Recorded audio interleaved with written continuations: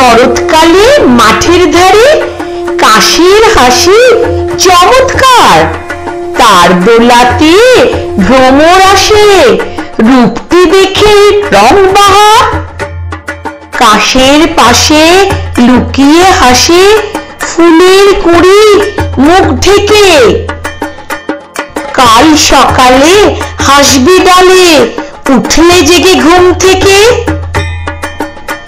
কাশের রাশি ছড়ায় হাসি, শিশুর হাসি মন ভরায়, সেই হাসিতে উঠলে মেতে খুশি শরৎ রং ছড়ায়।